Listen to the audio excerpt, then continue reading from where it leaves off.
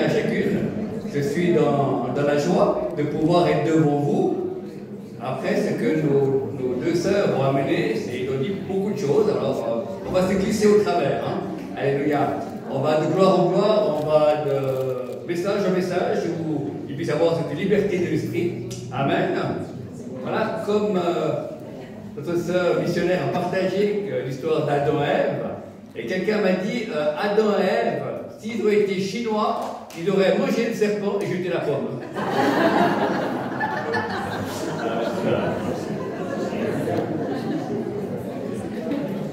D'ailleurs, c'est le jardin d'Éden qui a eu la première injustice. Hein. On dit toujours une brosse à Adam, jamais une brosse à Ève.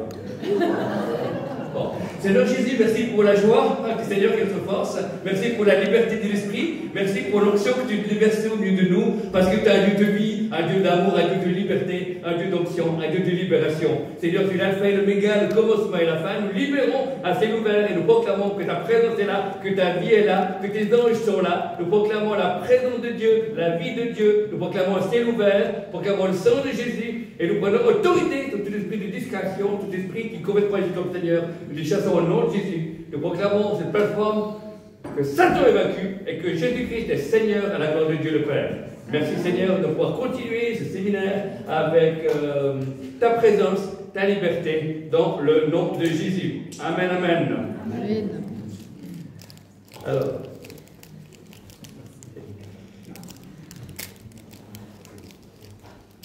on va continuer à marcher dans la liberté, hein, c'était un peu le thème de ce week-end, de marcher dans l'autorité, la puissance de la liberté, la délivrance. Il y a beaucoup de choses, hein, c'est complet. Hein,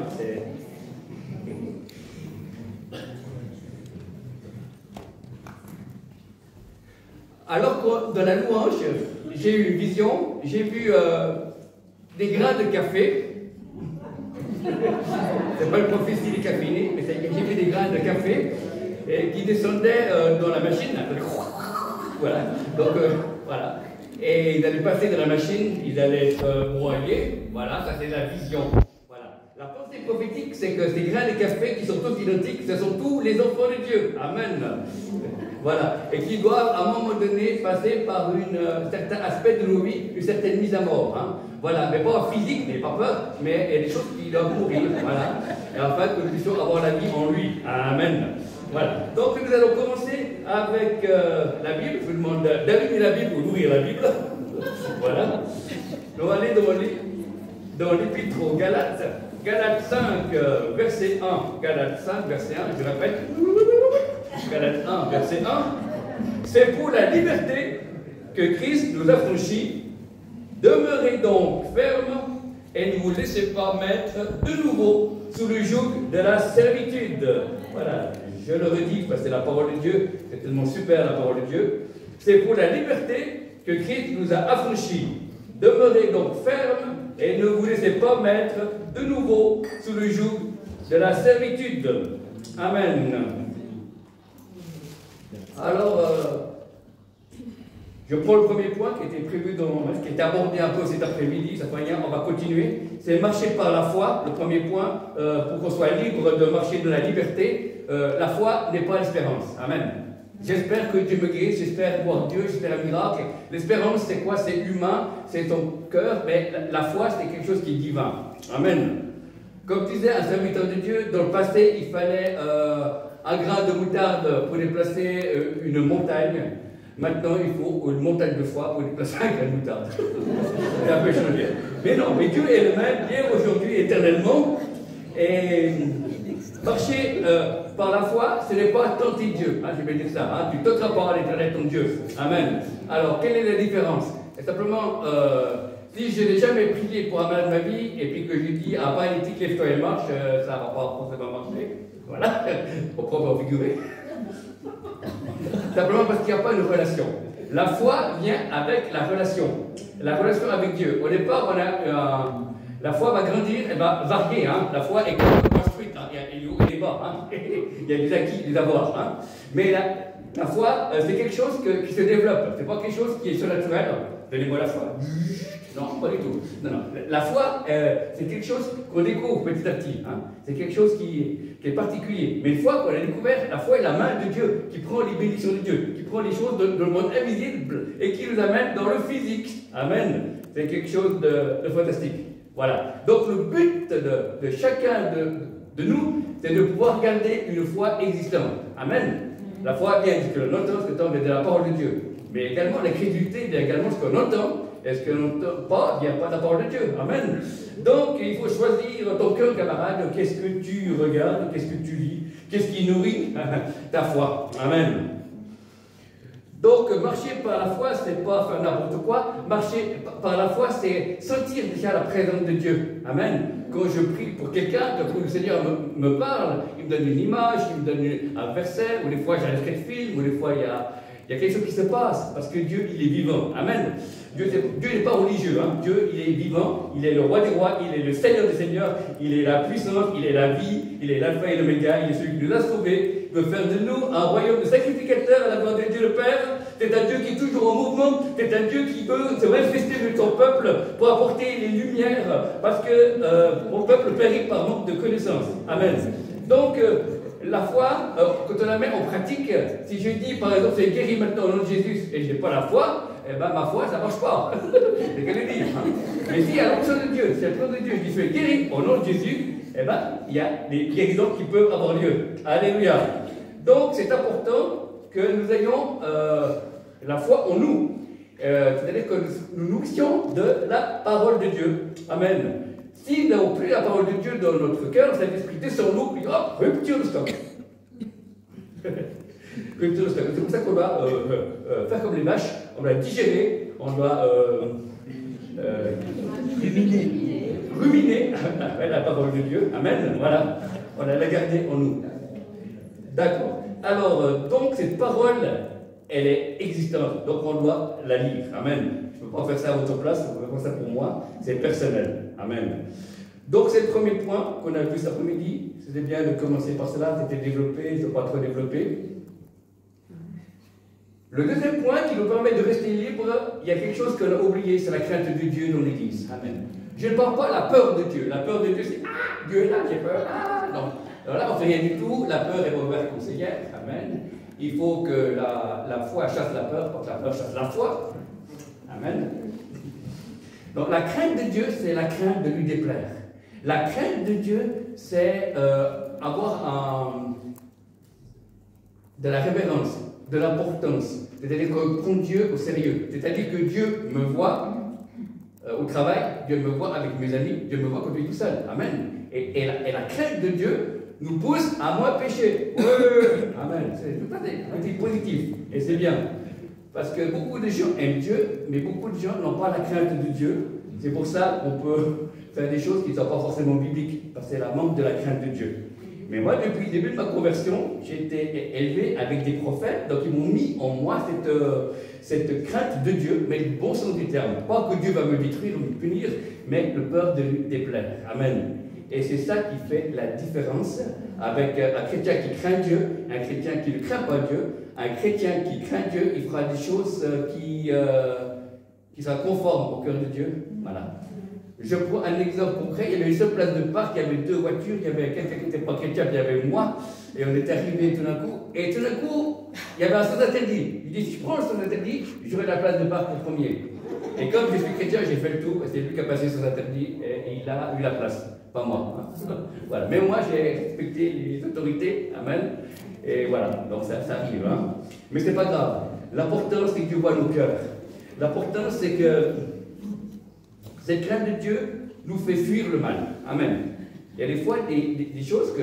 Je me souviens que j'étais au travail, dans notre travail, il y avait des gens qui marquaient des heures qu'ils ne faisaient pas. Et puis on avait fait un travail qui avait fait seulement 1 heure, puis il faut marquer 2 heures maintenant. Et moi, je n'étais pas d'accord. Alors, ils ont été obligés de marquer, comme moi, 1 heure au lieu de 2 qui voulaient marquer, parce que ça aurait été drôle si un seul employé, on était 6, il a 1 heure différente. Voilà. Donc, voilà. Il y a des choses qu'on ne peut pas faire parce que j'ai la crainte de Dieu. Amen. Et la crainte de Dieu est complètement de la sagesse. Amen. Et la crainte de Dieu nous empêche de faire des bêtises et ça nous garde Et c'est quelque chose de magnifique. Et la crainte de Dieu n'est plus enseignée dans les églises. Dieu est ton petit copain, et c'est faux. Dieu n'est pas ton petit copain, il est le roi des rois, il est le Seigneur des seigneurs. Des moments, c'est un père aimant, si je me fais mal, si je suis rejeté, si j'ai un problème, si Florence va chasser 10 démons et puis que je suis un peu fatigué, ben je fais vers Dieu, et voilà, il est mon père, il est Abba, et il m'aime, et il me console. Mais des fois, Dieu est un juge, amen. Dieu a toute autorité. Des fois, j'ai la peur de Dieu, quand je rentre dans sa présence, à différents endroits, la présence de Dieu est là, je n'ose pas bouger, pas respirer. Pourquoi? Parce que c'est une crainte référentielle. Voilà, devant un juste juge. Voilà. Donc il y a un équilibre. Des moments, Dieu est un Père, et il est toujours, mais pour accès à ce Père, des moments, il est le Seigneur de l'univers. Amen. Qui a besoin de respect et d'adoration. Je ne suis pas soulagé en train d'avoir la crainte de Dieu, mais des moments, vous avez un choix de vie, je me souviens qu'il me voit. Et je ne dis pas n'importe quoi, je ne fais pas n'importe quoi. Je me comporte d'après la parole, d'après l'Esprit de Dieu. Et c'est quelque chose qui nous permet de garder la liberté. Amen. Puisque Dieu nous donne la liberté, pas pour faire n'importe quoi, mais nous puissions le connaître, lui, le formidable Dieu. Être libre de l'adorer, libre de rentrer dans une vie de l'Esprit, libre de pouvoir découvrir son appel, libre de pouvoir exercer les dons de l'Esprit, libre de pouvoir beaucoup de choses, mais c'est simplement conforme aux Écritures. Hein. Comme a été dit tout à l'heure, il y a un cadre que Dieu nous donne. Hein. Amen. C'est un cadre qui nous donne le cadre, au soir, on rentre dans le cadre. Mais non, le cadre, c'est Dieu qui nous cadre. Hein. Voilà, connaître ta peau. Bon.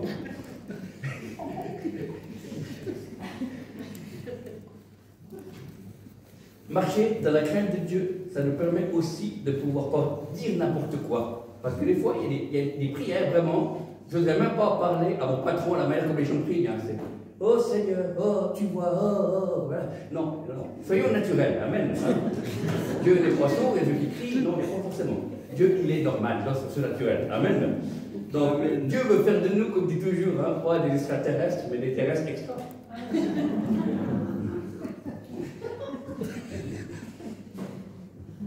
Donc, on a vu marcher par la foi, marcher dans la crainte de Dieu, c'est quelque chose qui s'apprend, hein. Voilà.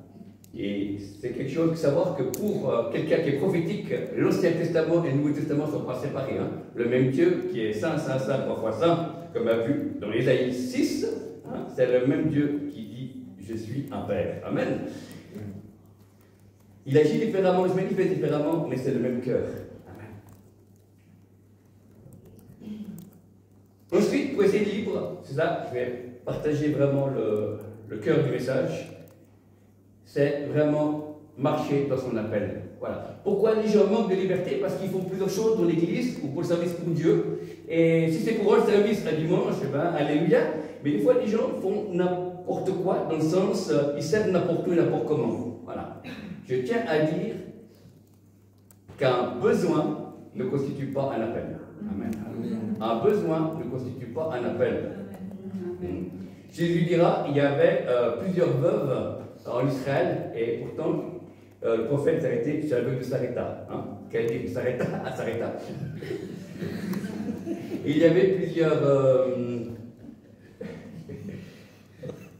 Il y avait plusieurs personnes qui étaient déportées, et puis il y a une petite fille qui a dit qu'il y a en Israël un prophète, et le général s'est baigné dans l'eau, amen, parce qu'il y a eu cette information de la personne. Donc c'est-à-dire c'est intéressant de voir que Dieu met le cadre, c'est qu'on ne peut pas faire tout. Dieu ne veut pas de toute façon tout, mais nous voulons qu'il fasse tout ce qu'il nous dit. C'est pas la chose là. Dieu ne veut pas qu'on fasse tout, qu'on sache tout, mais il veut simplement qu'on fasse tout ce qu'on a besoin de savoir. Amen. Dieu, il sait tout. Dieu peut tout. Dieu peut agir avec nous, sans nous, ou malgré nous. Non, il n'y a pas de risque. Alors, marcher dans son appel. Voilà. Donc, au début, quand on a l'appel, il faut la pioche après, pour creuser. Comme dit toujours, soit tu sers Dieu, soit tu sers rien. Soit du tout comme ça. Alors, c'est Dieu qui appelle. Hein? Amen. Parce que moi, je n'aurais pas voulu être prophétique, un prophète. J'aurais voulu être pasteur. Moi, quand je suis converti, je me dis, ouais, je vais être pasteur d'une petite église, 40 personnes, avec 2 cas difficiles pour me sanctifier, et j'attends le retour de Jésus. Mais non, ben, le Seigneur a décidé, non, Martin, tu ne seras pas un pasteur. Tu seras pastorisé, mais tu ne seras pas pasteur. Voilà. Donc cela m'a libéré pour parler au peuple de Dieu d'une manière qui ne soit pas religieuse. Ben, alors marcher dans son appel, donc voilà. Donc Dieu qui appelle au travers d'hommes et de femmes de Dieu. Mais ça, le problème qu'il y a eu dans l'Église, c'est qu'il y a des gens qui sont appelés par les hommes, mais pas par Dieu. Amen. Voilà. Donc Dieu, à un moment donné, doit vous parler. Il doit avoir un contact. Si tu es appelé à être pasteur, enseignant, prophète ou autre, il faut missionnaire, il faut entendre la voix de Dieu. Amen. Pourquoi? Parce que les combats sont difficiles suivant ce que tu as comme appel. Et bien si ce n'est pas Dieu qui t'appelle, tu ne tiendras pas. Et moi je veux croire que si certains pasteurs ont abandonné totalement le ministère, je ne parle pas des gens qui ont été blessés par quelques années qui reviennent, ou qui ont fait des chutes à cause des péchés ou à cause des faiblesses, ou ils fait dépression ou autre, il y a des gens qui reviennent, mais ceux qui ne reviennent jamais, je ne pense pas qu'ils vont être appelés de Dieu. Voilà, c'est ce que je pense. Parce que Dieu, il est fidèle avec celui qui appelle et il équipe. Voilà. Moi, je n'étais pas capable de pouvoir rentrer dans l'appel. Voilà. Et le Seigneur m'a dit, puisque je t'ai appelé à être prophétique, voilà, eh ben, tu auras des paroles prophétiques. Voilà. Parce que des fois, les premières réunions, je prenais le micro et je dis, Seigneur, que je puisse me prophétiser cette fois, si j'avais plus jamais. Je dis, décontacte-toi, je suis là. Et je peux donner des paroles de vie. Amen. Donc,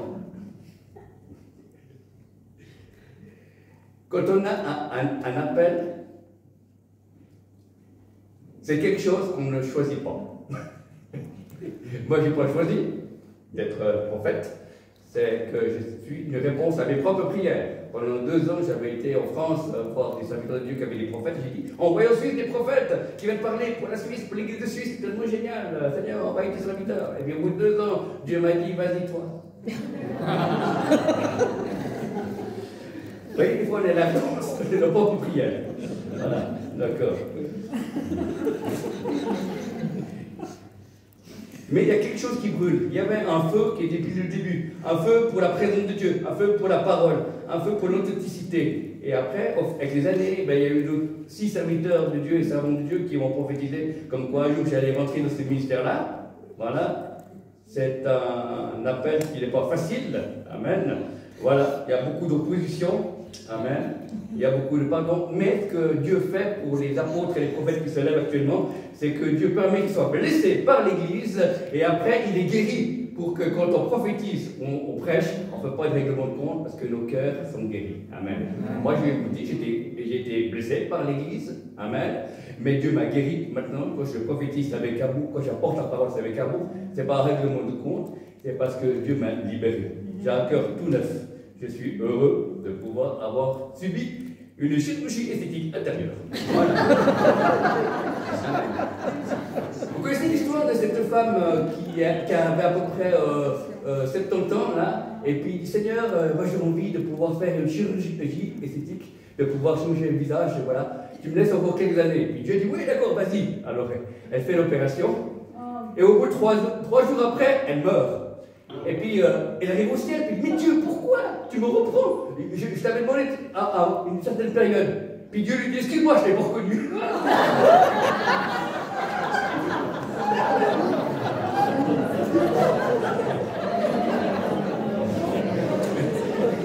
Tous les pasteurs sont différents. Il y a pas tous les prophètes et les apôtres sont différents. Il y a des styles différents. Vous voyez?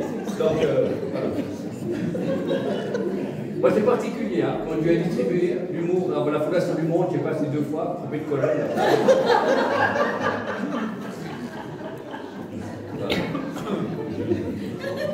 Mais il y a la même formation du cœur, et c'est ça. Et Dieu, jusqu'à son retour, appellera encore les apôtres et les prophètes et les évangélistes. Éphésiens 4:11, la liste, hein. Amen. Et c'est pour ça, dans le réveil qui va venir, ben justement, il y a, d'après Catherine Crick, il faudrait que 80% du corps de Christ accepte les 5 ministères pour qu'il puisse avoir cette nouvelle dimension du réveil qui va venir. Amen. Donc, marcher dans l'appel, c'est quelque chose. J'ai commencé à prophétiser sur les gens, puis j'ai interviewé les gens, et ça te parle. Et puis, les gens disaient, oui, ça me parle. Les serviteurs de Dieu m'ont dit la même chose que toi. Alors, je comprenais que je n'avais pas pété un plomb, mais que c'était vraiment peut-être la voix de Dieu. Et j'ai continué à persévérer, hein, persévérer, vous verrez. Voilà. Mais j'ai fait des petites prophéties et j'ai grandi. J'ai pas dit, oh, de l'Éternel, je te vois de la rivière et tu es mouillé. Non. Pas du tout. Non, des choses utiles. Amen. Non. Parce que les grandes visions qu'on voit des fois dans des écrits, des gens, oh, je vois une lumière. Et toi, tu es dans la nuit. Oui, oui, oui. C'est censé. Amen. Amen. La prophétie, c'est merveilleux, mais c'est quelque chose qui doit édifier. Hein? Amen. Consoler. Amen. Vous savez ce que disent deux prophètes qui se rencontrent?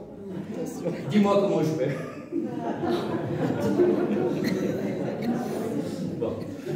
Marcher dans son appel, c'est pas quelque chose qui nous tombe dessus. Hein? C'est quelque chose qui... on se rend compte qu'il y a tout d'un coup des injustices qui viennent. On sert Dieu dans différentes choses qui n'est pas forcément un appel, et tout d'un coup il y a des critiques qui viennent. Des fois on est mis de côté, des fois on n'est pas compris et on ne comprend pas, et des fois on est rejeté. Et tout ça c'est prévu pour former le caractère. Amen. Pas l'option. Amen. Le caractère. Voilà. Beaucoup de serviteurs de Dieu ont une option. Amen. Mais il faut que le caractère suive. Alors moi au départ c'était décalé, et maintenant il est à l'équilibre. Amen. Voilà. Demandez à ma femme. Voilà. Elle mérite une médaille parce que vous supportez quelques heures, mais elle c'est jour et nuit. Hein. Voilà. Mon épouse a prié pour avoir un mari sérieux, c'est fait selon sa foi et c'est moi qui suis arrivé. Donc, marcher dans son appel, automatiquement, quand je fais ce que Dieu me demande de faire, d'être prophétique, eh ben, je suis renouvelé. Prestat 24 sur 24. Il y a des choses, prêcher, prophétiser, prier, pardonner, eh ben, c'est quelque chose qui est une rotation. Ça se met en marche, c'est le poumon de Dieu. Amen. Et c'est fantastique. Et je suis renouvelé. Et c'est pour ça que Dieu nous a appelés à être comme ça. Mais maintenant, on doit aller de gloire en gloire. Il y a plusieurs styles de prophètes. Voilà. Il y a des prophètes qui ont des visions sur l'Europe, d'autres des visions sur le monde entier. Il y a ceux qui ont des visions sur la volonté de Dieu pour certaines églises. Voilà. Et moi, je suis la volonté de Dieu pour les personnes en particulier, pour libérer les destinées. Voilà. Donc je suis un prophète qui libère les gens de les destinées. Amen. Alléluia. C'est bon. On a tout besoin de paroles prophétiques. Et des fois, ça ne s'accomplit pas tout de suite. Hein. N'ayez pas peur, quand on prophétise sur vous, des fois, ça peut appeler du temps. Hein. Et des gens, ça fait 15 ans après qu'ils m'ont appelé. Il y a un Africain en Afrique, justement, qui... Oui, voilà. Il m'a appelé pas parce qu'il avait des idées noires, mais parce qu'il voulait témoigner de ce que j'avais fait. Il était venu en Suisse, là, Ibeto, voilà, faire l'école biblique, et puis il y avait une réunion prophétique, et j'étais là, j'ai prophétisé sur lui, je ne savais plus ce que j'avais dit à l'époque. Il m'a rappelé, il m'a dit, j'étais étudiant à Ibeto, il m'avait dit que j'allais reprendre une petite église avec des personnes âgées, que j'allais avoir un don de guérison, et que des nouvelles personnes vont venir, et que j'allais être connu dans 2 pays d'Afrique, et ça s'est exactement produit. Amen. 15 ans après, vous voyez. Amen. Et des fois, il y a des choses qui sont plus rapides, mais Dieu agit comme il veut. Amen. Il faut proclamer la parole prophétique. Il faut que quelqu'un la dise, et la parole prophétique met les choses au mouvement. Voilà. Donc, prophétiser, c'est dire des mots humains sous les émotions et les sentiments de Dieu. Amen. Et j'ai une révélation aussi. Qu'est-ce que c'est un prophète et une prophétesse du XXIe siècle? Un prophète et une prophétesse, c'est quelqu'un qui amène aujourd'hui pour la présence de Dieu, pour que le peuple de Dieu puisse vivre les promesses de Dieu demain. Je répète. Un véritable prophète, une prophétesse, c'est un homme, une femme de Dieu, qui amène la présence de Dieu aujourd'hui, pour que le peuple de Dieu puisse vivre les promesses de Dieu demain. Ah, c'est intéressant. Amen. Voilà. Donc on a besoin de père et de mère spirituels. Amen. Ça serait idéal. Hein. Il faudrait. Voilà. Et moi, j'ai eu l'occasion d'avoir un prophète français, voilà, qui à l'époque, il s'appelait Christian Perrin. C'est un prophète du feu, voilà, qui était le prophète de Pierre Cruchel à Grenoble. Voilà. Donc, il a découvert. Il m'a formé au ministère. Donc, il m'a expliqué les lois prophétiques, des choses à ne pas faire, à ne pas dire, à comment se comporter, comment pas faire des bêtises dans les assemblées. Amen. Gloire à Dieu. Et je rends gloire à Dieu pour ça. Et j'ai commencé ce ministère glorieux en lui faisant des pique-niques sur les autoroutes de France, en portant sa valise et sa Bible. Vous voyez donc, voilà. Et petit à petit, il m'a dit, tu vas vivre avec un prophète, l'onction qui est sur moi va te toucher, et tu vas grandir et tu vas recevoir des choses. Voilà. Et c'est comme ça que j'ai commencé le ministère. Le ministère, j'allais tous les 15 jours en France, Et après, au bout de 7 ans, eh ben, on avait chacun notre colonne, on allait dans les réunions, et on priait à prophétiser. Amen. Donc c'est très bien. Donc j'encourage pour ceux qui peuvent avoir des mères spirituelles. La définition d'un père ou d'une mère spirituelle, c'est un père spirituel, c'est quelqu'un qui a été à l'endroit où toi tu dois aller. Il y a beaucoup de définitions. Un père ou une mère spirituelle, c'est quelqu'un qui a été à l'endroit où toi tu dois aller. Amen. Amen. Donc, elle disait, un manque de pères de l'église, c'est un manque de repères. Et parfois, on a très bons enseignants, mais il manque des pères de l'église, et des mères aussi. Voilà. Vu mon âge, je ne suis pas trop vieux, je peux déjà être un père light. Un père spirituel, voilà, pour certains. Voilà. Ou un grand frère, voilà. C'est bien. Pouvoir donner ce qu'on a. Pas déjà, voilà. Attendre d'arriver à certains degrés, on donne ce que l'on a, c'est comme ça, on multiplie. Parce que j'ai commencé à donner des petites paroles prophétiques dans une ou deux phrases, et qu'après, c'est là, on me donne maintenant des prophéties de 2-3 minutes, ou peut-être plus. Et bien, c'est gloire à Dieu. Je n'ai pas commencé comme ça. On va de gloire en gloire. Amen. Marcher dans son appel, c'est qu'il faut connaître les autres ministères pour ne pas leur prendre la place. Voilà. On m'avait même offert une place d'ancien en Suisse. On disant, toi, t'écoutes Dieu, on va te nommer ancien, pasteur, tout ce que tu veux. Et je n'ai pas voulu, non, mais moi, je suis quelqu'un qui est itinérant. Moi, je ne suis pas quelqu'un qui met à tête d'une église, voilà. Je prends les dîmes, mais je pars. J'aime bien amener la fraîcheur, voilà. C'est beau. On a besoin aussi des gens qui viennent de l'extérieur pour nourrir les gens de l'intérieur. Voilà. On appelle les gens du milieu. Donc, Dieu m'a dit, j'ai reçu un verset qui parlait comme quoi j'étais appelé au ministère de prophète. Après, le temps a passé, et puis le Seigneur a permis des connexions divines avec d'autres personnes, et des gens qui étaient des prophètes, et qui voyaient dans l'esprit qu'ils allaient devenir un jour un sacerdoce de Dieu. Voilà. Donc, il y avait Pierre Offert, Anne Griffith, et puis Pierre-Denis Martin. C'est les trois qui voyaient déjà avant que quoi que ce soit arrive. Ils me voyaient déjà dans ce ministère-là. Voilà. Et ils m'ont, je crois, encouragé. Et maintenant, je suis là aujourd'hui. Ben, gloire à Dieu, au premier. Et puis, merci pour ces gens qui sont là, qui nous encouragent, et puis qui sont comme des précurseurs. Voilà. On doit apprendre d'eux. Voilà. On doit avancer. Donc, marcher dans son appel, c'est pas bousculer les autres, c'est attendre le moment. Voilà. On ne peut pas être prophète, apôtre, n'importe où. Il y a des créneaux, il y a des endroits que Dieu peut vous ouvrir les portes. C'est comme ce qui se passe maintenant. Hein. Des endroits, voilà, Dieu permet que je puisse aller dans des écoles de leaders, des écoles prophétiques, à différentes conventions, ou à différents endroits, pour amener la parole, parce que c'est comme ça que Dieu agit. Marcher dans son appel, c'est connaître ses limites et dire, ben, on n'a pas tous les dons. Des fois, il y a des gens qui téléphonent, qui ont des problèmes, qui écoutez, je ne suis pas pasteur, mais je connais un pasteur qui a suivi des gens qui avaient certaines difficultés spirituelles comme vous, ben, j'ai des aiguilles là. Je ne peux pas commencer à faire du pastorat. Voilà. Parce que je peux faire un ou deux entretiens, hein. Je le fais avec joie. Amen. Mais c'est pas. Je dois prendre plus de temps pour récupérer. Voilà. Tandis que si je dois préparer une prédication, je peux préparer autre chose, c'est plus bon, un créneau. Et là, je suis boosté. Il y a quelque chose qui vient, il y a quelque chose qui me suffit. Amen. Le mot qui vit en moi, alléluia, et il de la liberté. Amen. Voilà.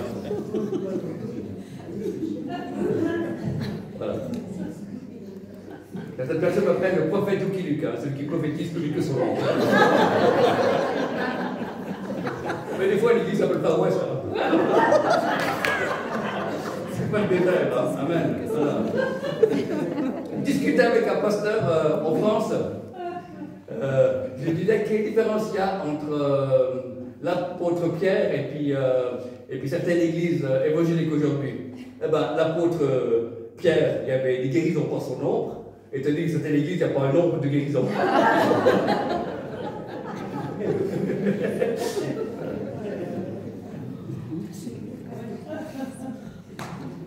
Marcher dans son appel, c'est aussitôt que tu sais pourquoi Dieu t'appelle, il faut se former. Amen. Il y a trop de personnes qui ne sont pas formées, qui ont un autre petit appel. Voilà. Et des fois, ça m'arrive de voir des gens qui prophétisent, pas des ministères en général, mais des chrétiens matures, et on voit qu'il y a des blessures dans leur cœur. L'inspiration du don qu'ils voudraient exercer est juste, et il est de Dieu, mais il y a encore des blessures, des rejets, ou de l'amertume, ou des choses. qui déforment un peu la parole prophétique. Donc, ces gens-là ont un authentique don, mais ils doivent être guéris de l'intérieur. Comme moi, j'ai aussi été guéri, amen, avec tous les démons existants et inexistants qu'on m'a chassés, maintenant je suis libre. Ça, si Florence voit quelque chose, j'achèterai, pas de problème. Marcher dans son appel, c'est même s'il y a une opposition. Hein, on continue à avancer. Hein. Comme disait un pasteur africain, l'opposition prouve ta position. Amen. Donc même s'il y a l'opposition, on y va. Parce que on sait que c'est Dieu qui nous appelle. Alors des fois, il y a des gens qui font des gestes prophétiques dans les églises, des choses bizarres, et puis il n'y a rien qui se passe. Hein. Alors ça, je tiens à vous dire, c'est la chair. Hein. Voilà, voilà. Même s'il y a quelque chose de bizarre, il doit avoir une bénédiction, ou il doit avoir une révélation, ou il doit avoir une libération de quelqu'un qui est malade. Voilà. Même, c'est pas le fait des bizarres, il y a un résultat qui est à la gloire de Dieu. J'ai trop vu, après 30 ans de vie chrétienne, du n'importe quoi dans certaines églises, voilà, et c'est pas bon pas à la gloire de Dieu. Amen. Voilà. Mais s'il y a des gens qui font des choses bizarres et puis qu'on voit un résultat à la gloire de Dieu, amen, et ben à ce moment-là, c'est. Bon, ça m'arrivait de faire des choses bizarres, ça m'arrive des fois. Oui, bon. Il y avait quelqu'un qui était là, avec une pupitre, et puis je me mets à courir comme ça au tout but. Voilà, 3 fois. Voilà. Et puis après, je m'arrête. Et j'ai dit, le Seigneur t'a donné 3 ans de ta vie, le Seigneur te redonne 3 ans. Maintenant, tu vas marcher dans sa volonté. Amen. Et la personne, elle a craché un mauvais esprit, elle est partie, et voilà. Et c'est fini. Est-ce que je vais ouvrir l'église qui tourne en rond? Non, pas du tout. Ça ne tournerait pas rond chez moi, non, mais simplement, c'est à ce moment-là que Dieu voulait. Amen. Voilà. Il y a quelqu'un qui s'appelle un serviteur de Dieu qui dit, je suis malade, priez pour moi. Puis il dit, non, non, bois mon verre. Il donne le verre du prédicateur. La personne boit le verre et puis il est guéri. Amen. Voilà. Est-ce qu'on va inventer l'église du gobelet? Non, pas du tout. C'est la manque de bol. Donc, il faut que ce que Dieu donne ne soit pas figé par un bien religieux. Voilà. Le serpent d'airain, hein, qui est dans le désert, voilà, dans l'Ancien Testament, où les Hébreux étaient piqués par les serpents. Voilà. Puis ils ont mis Moïse a reçu de Dieu d'élever un serpent en airain, et puis tous ceux qui regardaient le serpent étaient guéris. Mais quelques années plus tard, on voit, je ne sais plus si c'est dans les nombres, où c'est marqué, Dieu dit casser le serpent d'airain, détruire, parce que les gens l'ont idolâtré. Voilà. Il y a des fois des choses qui sont bonnes à un moment donné, que si on reste stagné dessus, ça peut devenir une idole. Amen. Voilà. Donc c'est pour ça qu'il faut être sensible à l'Esprit de Dieu et connaître justement le caractère de Dieu pour savoir ce qui se passe. Pour dire Amen ou bien dire non, là, je ne suis pas d'accord avec ce qui se fait. Pas parce que j'ai un caractère pour votre formation, mais parce qu'il y a une révélation de Dieu. Amen. Ça s'appelle le discernement de l'esprit. Pas un esprit critique, hein. Ça s'appelle le discernement de l'esprit. Le discernement de l'esprit, c'est pas voir seulement des démons, c'est aussi voir des choses de Dieu. Hein. Il y a certains qui disent l'esprit, il va que des démons. J'ai un peu de doute parce qu'il faut les deux. Amen. Oui, ça a donc l'esprit. Donc on doit voir les choses bonnes de Dieu et les choses qui ne sont pas de Dieu. Alléluia. Donc pour être libre, il y a des fois des. Réfléchir devant Dieu, savoir si c'est à nous d'aller. Il y a des endroits où on m'a habité où je ne voulais pas aller parce que je sentais que ce n'était pas à moi d'aller. Amen. Parce que ce n'était pas la volonté de Dieu. Et puis à d'autres endroits, j'ai la liberté d'aller parce que Dieu veut passer au travers de moi. Voilà. Et quand Dieu veut passer au travers de vous ou de moi, il y a des guérisons, il y a des miracles qui se passent parce que c'est la volonté de Dieu que tu sois là. Amen. Que tu sois là. Et après, lui, il manifeste, c'est bien, il y a des Florence, manifeste ta gloire qui sort de toi. Voilà. Et puis après, ça touche les autres. Amen. Ils sont touchés, ils sont guéris. Amen. Waouh, c'est super, c'est glorieux.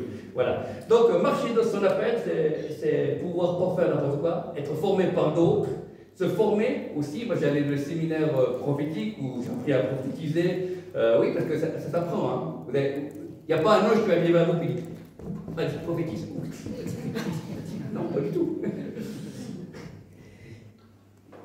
J'ai appris à lire une vision, j'ai appris à voir dans l'esprit, ça s'apprend. Hein. Voilà. Il y a par des serviteurs de Dieu qui sont en avance sur nous et qui nous partagent des perles. Voilà.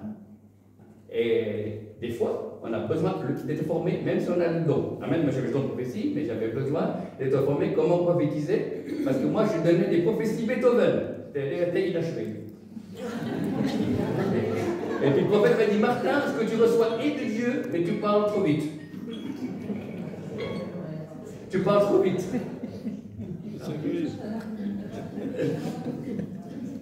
Donc il faut attendre que tu aies toute la vision.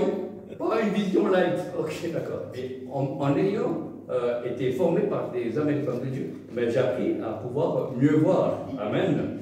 Tout en continuant à exercer. Amen. Mais au départ, mes prophéties n'étaient pas terribles. J'ai travaillé. Après, ça devient un peu plus solide.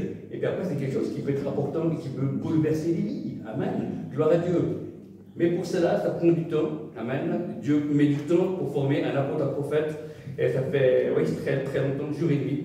Et c'est quelque chose qui a aussi, la souffrance aussi, qui est voulue pour former le cœur de l'apôtre et des prophètes. Ce sont aussi des moments qui sont très durs. Voilà.